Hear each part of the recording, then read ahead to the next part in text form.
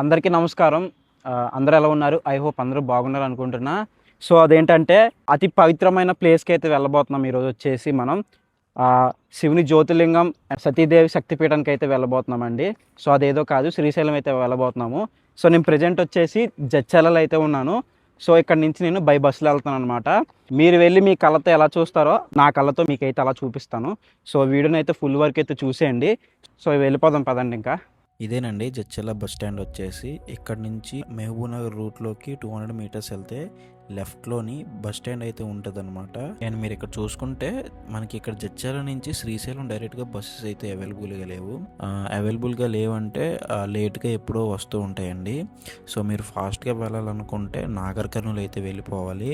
అక్కడికైతే మనకి ప్రతి హాఫ్ అన్ అవర్కి మనకి బస్సెస్ అయితే అవైలబుల్గా ఉంటాయి. బస్ టికెట్ ప్రైస్ వచ్చేసి జడ్చర్ల నుంచి నాగర్ కర్నూలుకి 8 రూపీస్ అయితే ఛార్జ్ చేస్తారండి. లేదు డైరెక్ట్గా వెళ్ళిపోతానంటే మహబూబ్ నగర్ వెళ్ళిపోతే డైరెక్ట్గా బస్సెస్ అయితే ఉంటాయండి. ఇంకా నేను వచ్చేసి జడ్చర్ల నుంచి అయితే స్టార్ట్ అయ్యాను నాగర్ కర్నూలుకి. ఇంకా మనం దారిలో వెళ్తూ శ్రీశైలం ఫుల్ స్టోరీ అయితే తెలుసుకుందామండి. పర్వతం ఏ విధంగా వచ్చిందో అండ్ అలాగే జ్యోతిర్లింగం అండ్ అలాగే శక్తిపీఠం ఏ విధంగా ప్రతిష్ఠించబడ్డాయో ఫుల్ స్టోరీ అయితే తెలుసుకుందాం. మీలో కనుక మన ఛానల్ ఎవరైనా కొత్తగా చూసినట్టయితే సబ్స్క్రైబ్ అయితే చేసుకొని బెల్ ఐకాన్ అయితే ఆన్లో పెట్టుకోండి. ఈ వీడియోని అయితే ఫుల్ వరకు అయితే చూసేయండి. ఈ వీడియోలో మీకు ఒక 10 నిమిషాలు కొన్ని లక్షల సంవత్సరాలు వెనక్కి అయితే తీసుకువెళ్తాను. ఇకపోతే మనం ముందుగా మాట్లాడుకోవాల్సింది శ్రీశైలం పర్వతం అండి. సో స్టోరీలోకి వెళ్లే ముందు మీకు ఒక విషయం అయితే చెప్పాలి. నేను ఈ స్టోరీలో ఏదైనా మిస్టేక్ చేస్తానని అయితే తప్పకుండా క్షమించాలి.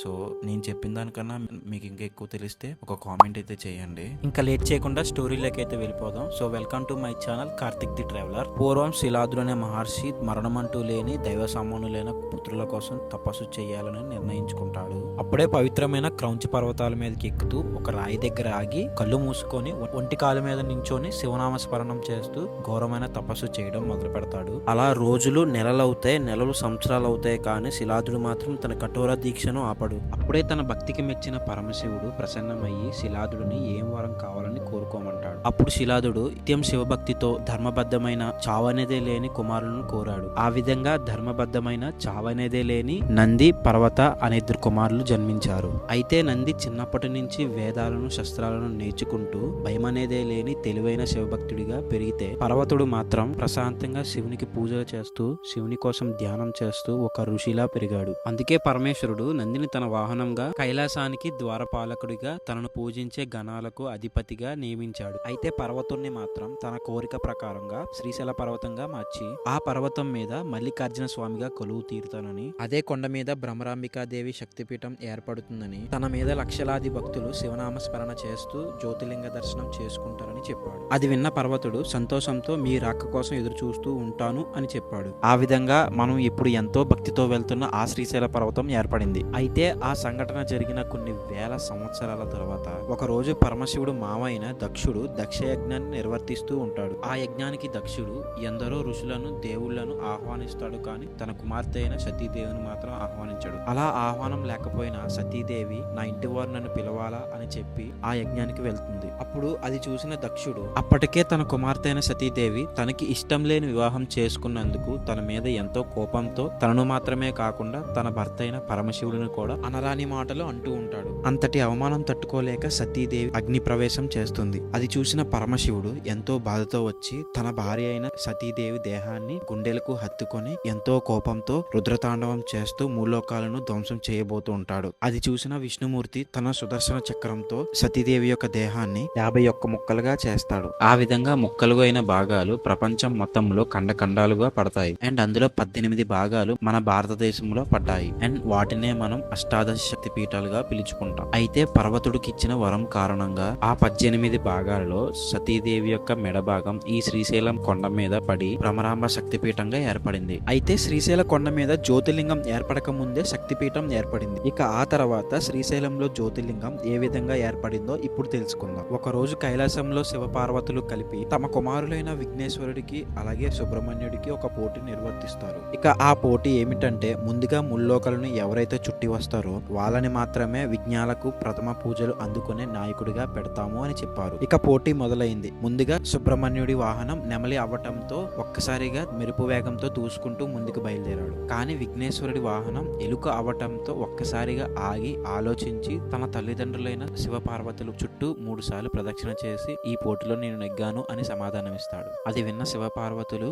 ఇలా అడుగుతారు, నువ్వు ఇక్కడ నుంచి ఒక్క అడుగు కూడా ముందుకు వేయలేదు కదా కుమారా, నువ్వు ఎలా పోటీలో నెగ్గుతావు అని ప్రశ్నిస్తారు. అప్పుడు విఘ్నేశ్వరుడు ఇలా అంటాడు, మీరు నా తల్లిదండ్రులు, మీరే నా ప్రపంచం, అందుకే మీ చుట్టూ 3 సార్లు తిరిగాను అని తెలివిగా సమాధానమిచ్చి ఆ పోటీలో విజయవంతుడవుతాడు. కానీ సుబ్రహ్మణ్యుడు మాత్రం అష్ట కష్టాలు పడుతూ ముల్లోకాలు తిరిగి వచ్చి కైలాసం చేరుతాడు. ఇక వెంటనే విషయం తెలుసుకున్న సుబ్రహ్మణ్యుడు గుండె పగిలి కోపంతో తన వాహనమైన నెమలి మీద కూర్చొని కైలాసం నుండి శ్రీశైల పర్వతం మీదకి వచ్చి ప్రశాంతత కోసం తపస్సు చేయడం మొదలుపెట్టాడు. అయితే విషయం తెలుసుకున్న శివపార్వతులు తమ కొడుకుని ఎలాగైనా తిరిగి కైలాసానికి తీసుకురావాలని నిర్ణయించుకొని వాళ్ళు కూడా ఈ శ్రీశైల పర్వతం మీదకి వచ్చారు. అయితే కార్తికేయుడిని తిరిగి కైలాసానికి రప్పించడానికి ఎంత ప్రయత్నించినా ఎన్నిసార్లు బ్రతిమలాడినా కార్తికేయుడు మాత్రం నాకు ఇక్కడే ఏ బాధలు లేకుండా ఒంటరిగా ఉండిపోవాలనుంది, దయచేసి నన్ను ఇబ్బంది పెట్టకండి అని అనేశాడు. కార్తికేయుడిని తిరిగి కైలాసం తీసుకువెళ్లడం అసాధ్యమని అర్థం చేసుకున్న శివపార్వతులు వారి కుమారుడి మీద ప్రేమతో వాళ్ళు కూడా అదే శ్రీశైల కొండ మీద శివుడు జ్యోతిలింగంగాను పార్వతీదేవి శక్తిపీఠంగాను అక్కడే శాశ్వతంగా ఉండిపోయారని స్కంద పురాణంలో శ్రీశైల కాండంలో స్పష్టంగా మెన్షన్ చేశారు. అయితే అలా కొలువైన పార్వతీదేవిని బ్రహ్మరాంబికా దేవిగా పిలవడంలో ఒక కథ అయితే ఉంది. పూర్వం అరుణాసురుడైన రాక్షసుడు బ్రహ్మ కోసం ఘోరమైన తపస్సు చేసి తనకు చావులేని అమరత్వం ప్రసాదించమని కోరతాడు. అమరత్వం సృష్టి విరుద్ధమని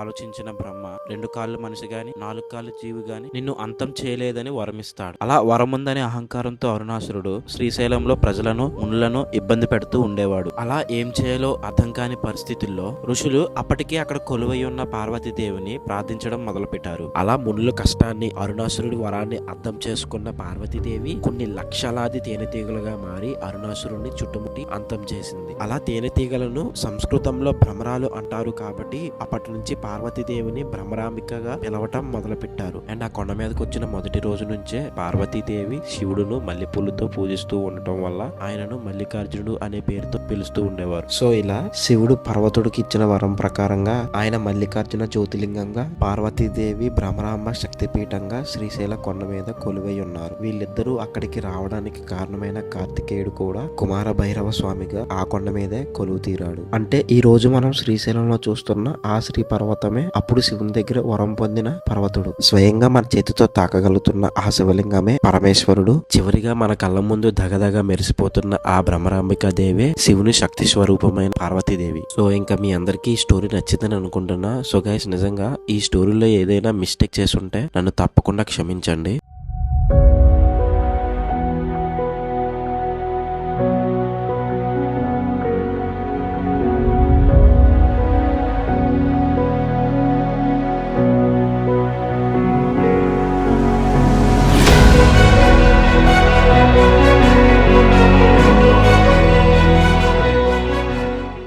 అమ్మయ్యా, ఫైనల్గా శ్రీశైలం అయితే వచ్చేసానండి. సో యాక్చువల్గా ఏమైందంటే నేనైతే ముందే వచ్చేసాను, 4:30కి అలా అయితే వచ్చేసాను. ఎగ్జాక్ట్గా టైం వచ్చేసి 6 o'clock అయితే అవుతుంది. సో ఇప్పుడు చూస్తుంటే రైన్ కూడా పడిపోతుందండి. సో ఇంకోటి ఏంటంటే అండి, నేను 4:30కి వచ్చేసాను కదా. సో ఇంత టైం వరకు ఎందుకు ఉండిపోయానంటే నా ఫోన్లో ఛార్జింగ్ అయితే లేదండి. సో అందుకే నేను ఛార్జింగ్ పెట్టుకోవడానికి ఇది మొత్తం తిరిగాను ఇక్కడ అనమాట. ఇక్కడ ఛార్జింగ్ పెట్టుకునేవారండి ఎవరును. సో లాస్ట్కి డబ్బులు ఇచ్చి మరి ఛార్జింగ్ పెట్టుకున్నాను. సో అందుకే ఇంత టైం అయితే అయిపోయింది. సో ఇంకా మనం డైరెక్ట్గా అయితే లోపలికి వెళ్ళిపోయి దర్శనం అయితే చేసుకుందాము. సో లోపలికి ఫోన్ ఎలా లేవు కాబట్టి మీకైతే నేను చూపించలేను. సో దర్శనం చేసుకొని ఎంత టైం పట్టింది ఏంటనేది మీకు నెక్స్ట్ అయితే చెప్తాను అనమాట. సో ఇప్పుడైతే లోపలికి అయితే వెళ్ళిపోతున్నాను. 2 hours later. అమ్మయ్యా, దర్శనం అయితే మంచిగా అయిపోయిందండి. నాకు పెద్ద టైం అయితే పట్టలేదు, జస్ట్ 2 hours అయితే పట్టింది. సో శుద్ధంగా దర్శనం చేసుకొని బయటికి అయితే వచ్చేసాను. సో ఈరోజు ప్లస్ పాయింట్ ఏంటంటే అండి, ఫుల్గా వర్షం అయితే పడిపోయింది. అందుకే భక్తులు అయితే కొద్దిగా తక్కువ మంది అయితే వచ్చారు. సో అదొక ప్లస్ పాయింట్ అని అనుకోవచ్చు. సో ఇంకోటి ఏంటంటే అండి, మీకు ఎంట్రన్స్లోనే క్లాక్ రూమ్ అయితే ఉంటుంది. సో ఎవరైనా ఫోన్ తెచ్చుకొని ఇబ్బంది పడుతూ ఉంటే అక్కడైతే క్లాక్ రూమ్లోని ఫోన్ పెట్టేసుకొని లోపలికి అయితే శుద్ధంగా వెళ్ళిపోవచ్చు. ఇంకోటి ఏంటంటే పక్కనేనండి అన్నదానం అయితే పెడుతున్నారు. సో శుద్ధంగా అక్కడ కూడా వెళ్ళి తినేయండి. సో ఎందుకంటే ఇలాంటి ప్లేసులకు వచ్చినప్పుడు ఎక్కువగా రేట్లు అయితే ఉండడం అయితే జరుగుతాయి ఫుడ్స్ అనేవి. సో మీకు దగ్గరలోనే అన్నపూర్ణ సత్రం అయితే ఉంటుంది. సో అక్కడికి వెళ్తే కొద్దిగా లో ప్రైస్లోనే బెడ్స్ అనేవి దొరుకుతాయి అన్నమాట. సో నేనైతే ప్రజెంట్ వచ్చేసి బయటకైతే వెళ్ళిపోతున్నాను. నేను దాదాపుగా 180 కిలోమీటర్స్ అయితే ట్రావెల్ చేయాలి. ఇప్పుడు వచ్చేసి నాకు ఒక ప్రాబ్లం అయితే వచ్చి పడిందండి. సో అదేంటంటే టైం చాలా ఎక్కువైతే అయిపోయింది. సో ఈ టైంలో అయితే బస్సులు ఉండవు. సో దేవుడి దయ వల్ల నిజంగా బస్సు అయితే దొరికేయాలండి. ఎందుకంటే ఒకవేళ లేదంటేనండి నాకు సత్రంలో పడుకోవడానికి కూడా డబ్బులు అయితే లేవు. ప్రజెంట్ వచ్చేసి అక్కడ బస్ స్టాండ్లోనే పడుకోవాలి. సో అది నా వల్ల అయితే కాదు. సో చూద్దాము ఎలా ఉంటుంది ఏంటనేది. మన టైం అయితే అస్సలు బాగోలేదండి. సో ఏమైందంటే ఇక్కడ వరకు వచ్చాను, బస్ స్టాండ్ వరకు అయితే వచ్చాను. సో జస్ట్ 10 నిమిషాల ముందే బస్సు వెళ్ళిపోయిందంట. మన దరిద్రమో తెలియదు ఏంటో తెలియదు కానీ ఇంకా బస్సు అయితే వెళ్ళిపోయింది. సో మనం ఇంకా చచ్చినట్టు 4 o'clock దాకా అయితే వెయిట్ చేయాల్సిందే. సో ఎర్లీ మార్నింగ్ 4 o'clock అయితే బస్సెస్ వస్తాయంట. సో ఇంకా చచ్చినట్టు ఆ టైంకి వెళ్ళాల్సిందే. ఇక్కడ డార్మేటరీకి వెళ్దామన్నా సత్రంకి వెళ్దామన్నా సో భారీగా కాస్ట్లు అయితే వేస్తున్నారండి. ఇంకా ఉంటానండి. మన ఛానల్ ఎవరైనా కొత్తగా చూసినట్టయితే సబ్స్క్రైబ్ అయితే చేసుకొని మీ ఫ్రెండ్స్ అండ్ ఫ్యామిలీకి తప్పకుండా అయితే షేర్ చేయండి. సో లైక్ మాత్రం చేయడం మర్చిపోకండి. ఉంటాను. Bye bye.